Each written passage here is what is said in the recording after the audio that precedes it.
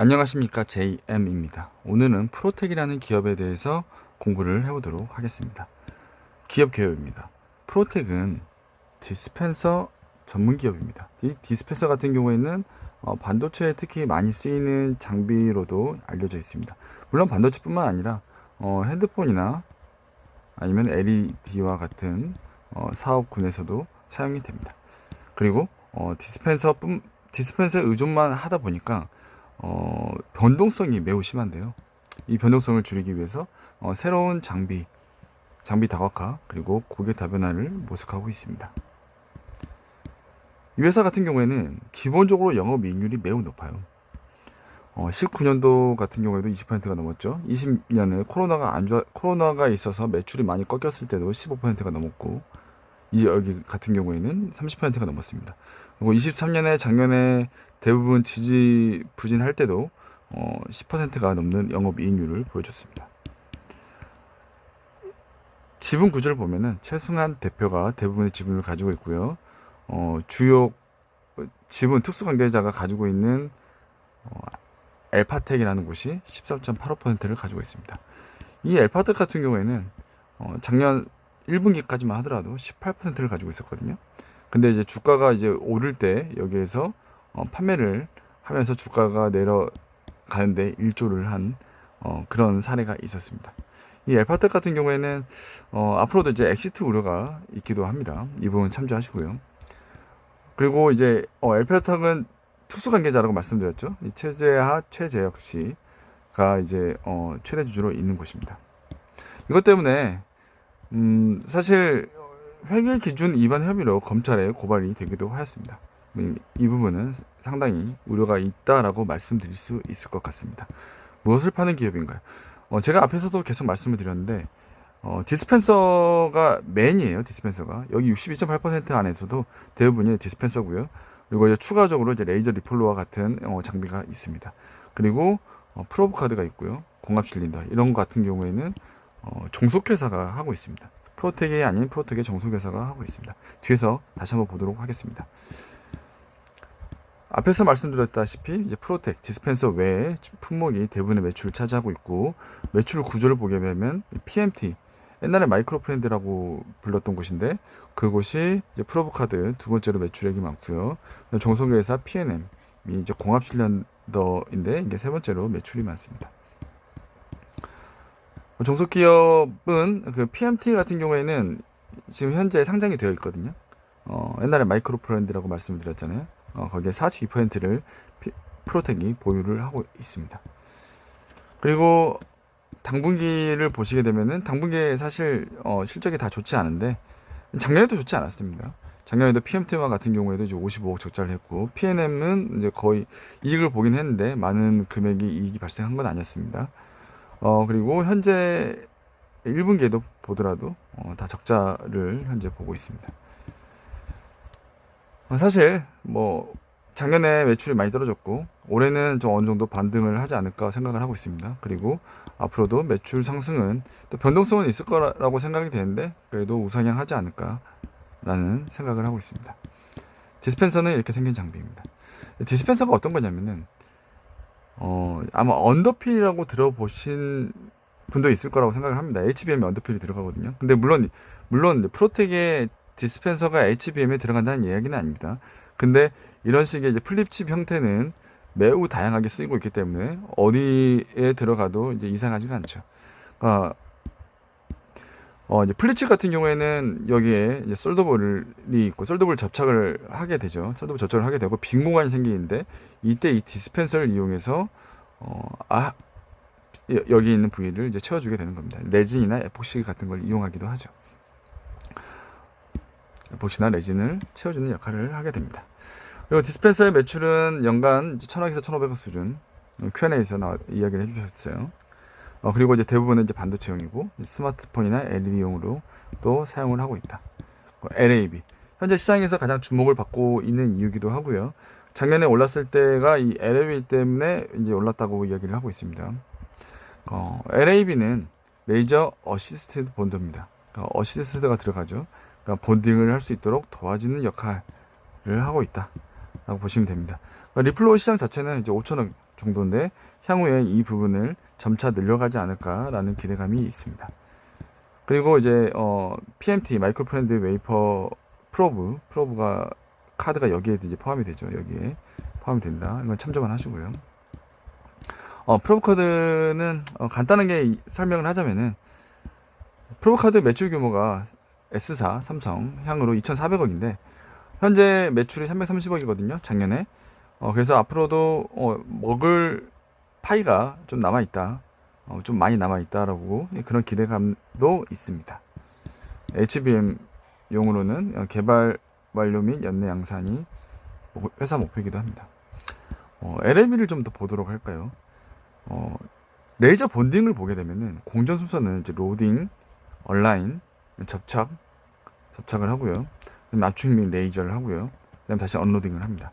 이런 순서로 가게 되고 있고 LLB 같은 경우는 이제 레이저 역할을 하는 이 부분에 사용이 된다라고 보시면 됩니다. 레이저 같은 경우에는 이제 앞에서 말씀드렸죠. 솔더불을 순간적으로 열을 가해서 이제 접착을 하게 되는 역할을 하는 겁니다. 그렇게 보시면 되고 이게 핸들링, 온라인 이런 압력 이런 부분이 더 매우 중요한데 이런 부분은 별도의 설비가 진행을 하게 됩니다. 제가 앞에서도 계속 얘기를 했는데 LAB는 어시스트이에요. 어시스트. 그래서 레이저 본딩 안에서 순수 이제 레이저 열을 가해서 접착을 하는 부위에만 관여를 하고 있습니다. 그러면은 왜 레이저 리플로가 중요하냐 이런 부분에 대한 설명이 필요할 것 같습니다. 일반적으로 여기에 열을 가하게 되면은 팽창을 하게 됩니다. 팽창을 하고요. 그리고 다시 열이 빠지고 이제 쿨링을 하게 되면은 이게 수축이 되면서 이게 휘게 됩니다. 이게 휘는 걸 뭐라고 하냐면 이제 월피지라고 하죠. 월피지라고 합니다. 월피지를 하게 되면은 아래와 같이 솔더불이 이제 벌어지면서 정기적인 신호가 끊기면서 불량이 발생하게 되는 것입니다. 그러면 이제 레이저 플로우가 사실 이렇게 뭐 부분 할 수도 있지만 전체적으로 할 수도 있고요. 그리고 이제 앞에 레이저 플로우가 이제 중요한 역할을 하게 되는 게 워피지가 어떻게 발생이 된다고 했어요? 전체적으로 열을 오랫동안 노출을 시키게 되면은 수축과 팽창을 반복을 하게 되면서 워피지가 발생이 되는데 레이저 리플로우 같은 경우는 레이저를 받는 구간 그리고 레이저 외의 구간에 대한 온도 차이가 많이 발생이 됩니다. 그러니까 제품 그 자체에 순간적으로 열을 가해서 접착을 하게 되는 거죠. 그렇기 때문에 이제 워피지 자체가 이제 많이 없어지는 그런 이제 긍정적인 개선 포인트를 우리가 볼 수 있겠죠. 그리고 레이저 같은 경우는 이제 순간적으로 열을 가한다고 했죠. 그렇기 때문에 공정 사이클 타임을 줄일 수 있는 장점도 있습니다. 근데 이런 게 있어요. 알겠어요. 레이저 리플로우가 매우 많은 장점이 있다는 걸 알겠는데 왜 적극적으로 사용하지 않을까요? 근데 이거 나름대로 좀 공부를 해봤는데 제가 이제 조사한 바로는 이렇습니다. 비교적 신기술이거든요. 그렇기 때문에 더 많은 테스트와 레퍼런스가 필요하다라는 이유가 있고요. 그리고 이게 생산성이 있다고 하더라도 투자 대비 생산성을 따져봤을 때는 아직까지 퀘스천 마크라는 거죠. 그 말은 뭐냐면은 기존에 이미 장비가 있습니다. 기존의 장비가 오래 걸리기도 하고 OPG도 있을 수가 있는데 당장에 그 설비도 어쨌든 잘 사용하고 있거든요. 근데 그걸 굳이 없애고 새로운 투자 설비를 투자를 한다? 회사 입장에서는 그렇게 결정을 지을 수도 있겠지만 굳이 기존 장비를 대체하기보다는 앞으로 새로운 신규가 있을 때 대체하는 방향이 더 효율적이다, 더 효과적이다라고 생각을 하실 수 있습니다. 레이저 본도에 대해서 보도록 할게요. 앞에서 제가 LAB는 레이저 본딩만 역할을 한다라고 했잖아요. 근데 프로텍에서는 이제 레이저 본도도 하고 있어요. 레이저 본도를 하게 되면은 여기 이제 핸들링 역할을 하는 로딩, 언로딩 뿐만 아니라 온라인을 잡고 그리고 여기에 이제 압력을 가하는 것까지 모두 포함된 게 레이저 본도입니다. 그러니까 LAB는 레이저 역할만 하는 거고 레이저 본도는 그 레이저 본딩을 하기 위한 모든 전후 작업을 같이 됨을 의미합니다. 그래서 여기서 이제 좀 전에 얘기했던 이 부분입니다. LAB와는 좀 차이가 있다. HBM 같은 경우 이제 우리가 현재 TC 본딩을 많이 쓴다고 했잖아요. 한미 반도체에서 TC 본딩을 하고 있는데, TC 본딩 같은 경우에는 한미 반도체에서 압도적으로 하고 있고, 지금 프로텍에서 하고 있는 레이저 본딩이 그 부분을 타겟으로 하고 있지는 않습니다. 이 부분 보면 이제 솔더볼도 매우 작죠. 그에 반해서 현재 프로텍이 레이저 본딩을 타겟으로 하고 있는 부분은 이 인터포즈와 기판 이 사이 이 부분입니다. 이 부분을 먼저 타겟으로 레이저 본더를 개발을 했고 지금 양산을 목표로 하고 있습니다. HBM은 현재까지는 타겟은 아닙니다. 어떻게 보더라도 한미 반도체라든지 배시라든지 이런 회사들과 현재로서 경쟁하기에는 어렵다는 것은 프로텍에서도 잘 알고 있는 부분입니다. 그렇기 때문에 기판과 인터포저 사이 그쪽 부분을 목표로 하고 있기 때문에 아무래도 메모리가 아닌 비메모리 이제 수요를 기대를 하고 있습니다. 그리고 내년 2025년 이후 매출을 기대를 하고 있습니다. 누구에게 파나요? 보통 이제 한국 쪽에서 많이 매출이 발생이 되고요. 그다음에 ABCD 이사라고 되어 있는데 이런 회사들 보면은 이제 삼성전자, SK하이닉스, 엠코 등이 존재하고 있고요. 해외에서도 마찬가지 ASE나 엠코 등이 존재하고 있습니다. 경쟁자는 누가 있을까요? 1위는 미국 노드슨이 60% 이상을 차지하고 1위고요. 무사 엔지니어링이 15% 2위고 프로텍이 약 3위, 글로벌 3위 업체입니다. 디스펜서로만 봤을 때는 글로벌 3위 업체입니다. 리플로우를 보게 되면은 이제 STI 같은 경우에는 이제 플러스 리플로우라고 해서 SK 하이닉스 HBM 향 공정에 레퍼런스를 쌓고 있습니다.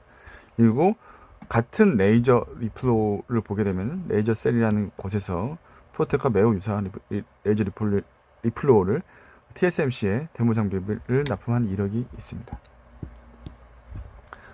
후공정에서 보게 되면은 크게 연삭, 웨이퍼 연삭, 절삭, 접합, 몰딩, 테스트 등이 이제 있는데 이 부분에서 이제 접합 부분을 보게 되면은 뭐 한미 반도체, 세메스, 뭐 베시와 같은 그런 회사들이 존재하게 됩니다.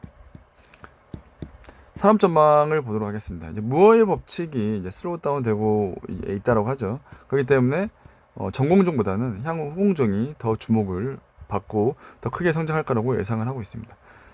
어드밴스드 패키징 시장이 더 많이 성장을 할 거라는 얘기죠. 마찬가지로 어드밴스 패키징이 더 많이 성장을 할 거다. 그러면 그럴수록 프로텍에서도 이제 많은 기회가 있을 수 있습니다. 그래서 기관 분석 자료마다 좀 다르지만 후공정 전체로 봤을 때는 CAGR이 한 8%, 어드밴스 패키징을 봤을 때는 CAGR이 20% 이상으로 성장할 것을 전망하고 있습니다. 사업보고서에서 눈에 띄는 부분들을 보도록 하겠습니다. 이 회사가 지금 현재 주가가 엄청 많이 떨어지고 있는데 그 떨어지는 이유 중에 하나가 1분기 계속 이익을 많이 보던 회사인데 24년 1Q 때 적자를 크게 봤거든요. 크게 봤는데 원재료 사용액이 매우 많이 늘어났어요. 이것 때문에 이제 적자를 본 거라고 예상을 해서 이런 질문이 있었어요, 실제로. 이렇게 질문을 했는데 이거 이제 주담 내용을 이제 좀 찾아본 거고요. 근데 이렇게 답변을 했습니다. 소프트웨어 비용이 1분기 일시적으로 잡혔다. 근데 이렇게 대답은 했다라고 하셨는데 사실 소프트웨어는 원자료에 잡히지는 않죠. 그래서 이 부분에 대해서는 의구심이 여전히 좀 많이 있습니다. 재물을 좀 보도록 하겠습니다. 1년 내에 갚아야 될 부채가 482억인데 1년 내에 현금화 가능한 자산이 2275억으로 유동성이 매우 좋습니다. 부채 비율을 보게 되면은 부채가 516억 그리고 자본 총계가 3093억이죠. 부채 비율이 16.7%에 불과합니다. 그러니까 매우 재무적으로도 안정적이다 라고 볼 수 있겠습니다. 증권사 실적 추정을 보도록 할까요? 24년 5월 달에 이제 그로스 리서치에서 1800억 270억 1800억 매출에 270억 영업이익을 예상을 하고 있습니다. 그리고 이제 올해 초에 나왔던 부국증권에서는 2190억 더 높게 예상을 했죠. 490억 25년에도 더 성장을 할 것이다 라고 이제 예상을 했습니다. 그리고 올해 초에 나왔던 유진투자증권에서는 마찬가지로 좀 매출액이 좀 높죠. 2360억 590억 25년에는 2710억 670억에 대한 매출과 영업이익을 예상을 했습니다. 아무래도 이때는 이제 1분기 적자가 나오지 않는 때거든요. 그렇기 때문에 그로스 리서치가 최소한 24년 실적은 좀 더 현실적이라고 생각을 하고 있습니다. 그리고 한편 D1렉 유튜브 채널에서 개발소장이 나오셔가지고 인터뷰를 하셨는데, 이때 인터뷰 내용을 보게 되면은 28년 매출 목표는 최소 4천억에서 5천억 사이를 보고 있다라고 이야기를 하셨습니다. 목표는 목표니까 정말 가능한지는 지켜봐야 될 것 같습니다. 주가를 좀 보도록 하겠습니다. 주가는 지금 올해 계속 떨어지고 있는데요. 떨어지고 있는 이유 중에 하나는 아까도 말씀드렸다시피 24년 1Q 때 적자를 봤다. 정말 오랜만에 적자를 본 거죠. 적자를 봤다. 그리고 엘파텍 투스관계 자가 이제 지분을 많이 가지고 있는 엘파텍이 엑시트가 우려되는 부분도 있습니다. 사실 일봉으로 보게 되면은 정말 최악의 차트라고 생각이 됩니다. 완전 역배열입니다. 완전 역배열. 240일, 120일, 60일, 20일이죠. 완전 역배열을 보고 있기 때문에 추세로 봤을 때는 계속 하향을 하고 있는 그런 형태입니다. 주봉을 보도록 할까요? 주봉. 저는 이제 사실 이제 프로텍을 보고 나서 이 부분이 지지를 할 줄 알았는데 지지를 못했습니다. 지지를 못하면서 이제 향후 이제 저항선이 될 거고, 그 다음 지지선은 이 정도 2만원 선이 되지 않을까라고 생각을 합니다. 이 구간 안에서 횡보를 보일 가능성이 상당히 높죠. 매물대는 이제 3만원 전후에서 가장 많은 매물대를 보이고 있습니다. 그리고 이 부분은 좀 보셔야 되는데,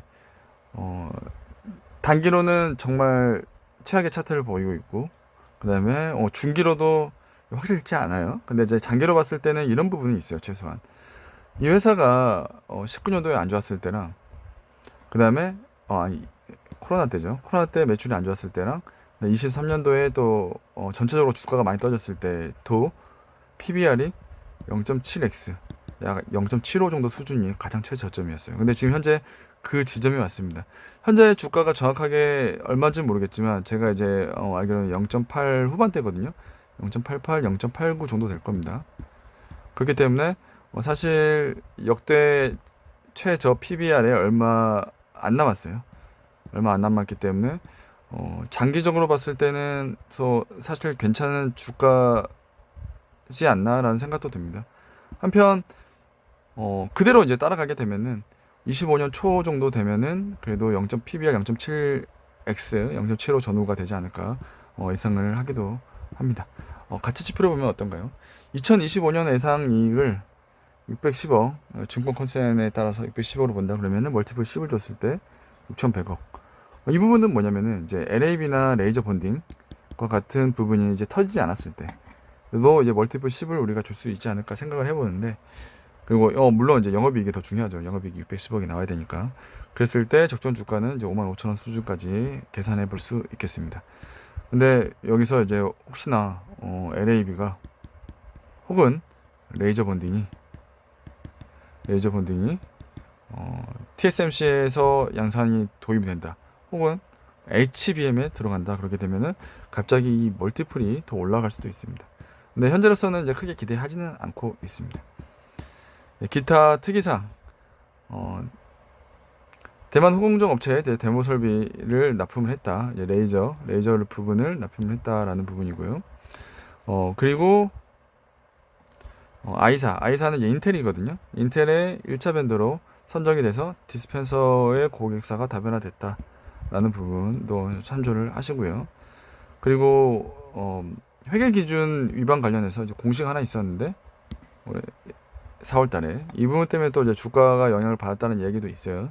근데 이 부분은 앞서 회계 기준에 대한 검찰에 고소가 당하고 이제 후속 조치다, 후속 진행 사항이고 추가 사실은 없다라는 걸로 회사에서는 설명을 하고 있습니다. 그리고 그 다음 이제 Q&A는 증권사의 탐방 노트에 대해서 좀 남겨놨으니까 혹시나 필요하신 분께서는 블로그에 오셔서 보시면 될 것 같습니다. 마지막으로 이제 요약을 하게 되면은, 장점은 높은 영업이익률, 자체 레이저 소스 보유했고 디스펜서 글로벌 3위 레이저 리플로우 선도 업체다. 단점으로는 디스펜서 비중이 매우 높다. 매출 변동성이 매우 크고 그에 따라서 영업이익 변동성도 같이 매우 큽니다. 기회로는 글로벌 오사트 업체의 이제 설비 투자가 확대가 된다. 산업이 성장한다는 말입니다. 그리고 어드밴스드 패키징 수요가 확대되고 레이저 본딩 설비도 혹시나 잘 되면 좀 대박이 날 수 있으니까 이런 부분은 이제 기회라고 볼 수 있겠습니다.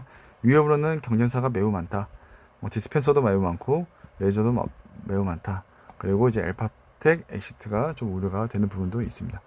이상으로 오늘 공부는 마치고 혹시나 도움이 되셨다면 좋아요 정도만 부탁드리고요.